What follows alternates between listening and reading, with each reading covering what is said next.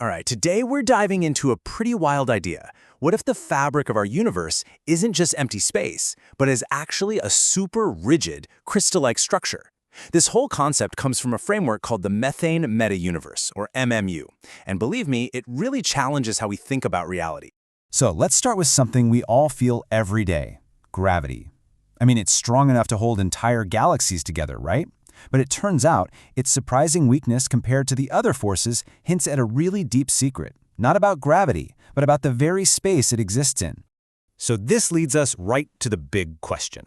Why on earth would anyone propose something that sounds so out there? Why would you imagine space-time as some kind of complex crystal instead of the smooth, empty void we're all used to? Well, the whole line of reasoning kicks off with the fact that it's almost weird when you stop and think about it.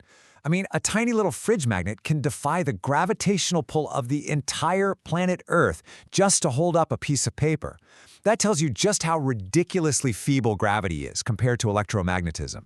You need the entire mass of our planet just to create the pull that keeps our feet on the ground. This implies that space-time itself must be incredibly, unbelievably resistant to being bent or warped. And here's the key takeaway. If space-time has any kind of underlying structure, it has to be mind-bogglingly rigid. Okay, so if space-time is the super stiff medium, what in the world could its fundamental building block be? This is where the MMU framework introduces its most central concept, a single fundamental unit of space-time. The model asks us to picture space-time as this vast, interconnected lattice, kind of like a crystal, but for the whole universe. It's made of these basic units, which are called cells. And this isn't just some random grid. It's a very specific, highly structured geometry with some truly fascinating properties. So what exactly is an cell? The official definition sounds a little technical. A fundamental dual-tetrahedral elastic unit. Let's just break that down. Dual-tetrahedral just describes its very specific shape. But elastic, that's the magic word. It means it can bend and stretch and vibrate like a tiny, perfectly structured spring. Now, okay, hang on, because this is where things get really mind-bending. The MMU suggests that inside every single one of these cells, there are 3 hidden ways it can vibrate. And these aren't just random wiggles. They are thought to correspond to our fundamental forces. There's an electric mode, a torsional or magnetic mode, and a volumetric mode, which is what gives rise to gravity. And this right here is the absolute key to the whole framework. We don't see these internal vibrations directly. All the physics we observe, the forces, the particles, our entire visible world is seen as a projection of the dynamics happening in this deeper, hidden geometric reality.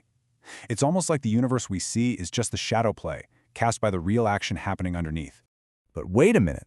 Of all the possible shapes in the universe, why build your fundamental unit out of a tetrahedron? It turns out that choice is anything but random. It's all about a critical mechanical property. A tetrahedron is basically nature's simplest and strongest 3D shape. Think about it. You can easily squish a cube, right? It deforms. But a tetrahedron is inherently stable. It's naturally built to resist being deformed, which makes it the perfect candidate for a fundamental unit of a super rigid spacetime. And here's the full picture. This dual tetrahedral structure gives you more than just rigidity. It also provides something called chirality, a kind of handedness, like how your left and right hands are mirror images. And it allows for cross-coupling between those internal electric and magnetic modes. This intricate geometry is basically the engine that drives the physics we experience. Okay, so we have our super stiff tetrahedral lattice. How does this new picture change our understanding of the fundamental forces we already know, like gravity and light? Instead of thinking about gravity as some abstract curvature of empty space, this model gives it a tangible mechanical explanation. Gravity is simply what happens when the Earth cells get compressed or dilated. Mass literally squeezes the lattice of space-time around it. And this isn't just a cool metaphor. The math actually lines up. This formula here shows how the size of a cell A changes. And what's amazing is that in the weak field limit, which is basically anywhere that isn't right next to a black hole, this simple mechanical model perfectly reproduces the effects of gravity that we actually observe. To really get a feel for the kind of stiffness we're talking about, just look at this comparison. We think of steel as being tough or diamond as being incredibly hard. But for the entire mass of the Sun to only produce a tiny bit of curvature, the stiffness of this spacetime lattice would have to be orders of magnitude beyond anything we can even imagine. It's just off the charts. And what's more, the model predicts something really fascinating.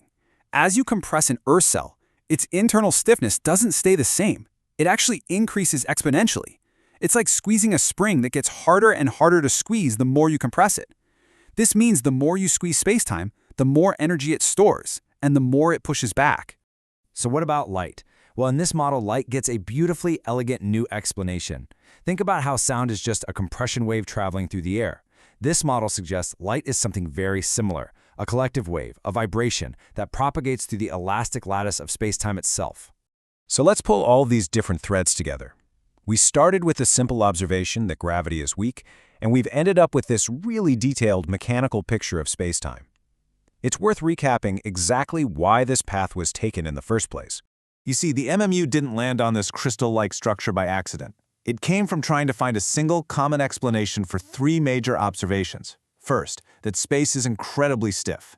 Second, that light acts like a wave in some kind of universal medium. And third, that maybe, just maybe, all the fundamental forces arise from one single underlying substrate. So the crucial takeaway here is this. The lattice isn't just some cool decoration. It is the logical conclusion you arrive at when you demand a deeper, mechanical, and unified foundation for all the physics we see. And this leads us to a final and pretty profound shift in how we see everything. The conventional view is that particles and forces exist in spacetime, like actors on a passive, empty stage. This model suggests something entirely different. In this picture, the universe doesn't just happen on top of spacetime. The universe emerges from the hidden, internal, geometrical oscillations of spacetime itself. Everything we see, matter, light, gravity, is a projection of the deep, rigid, and vibrant structure of reality's ultimate fabric.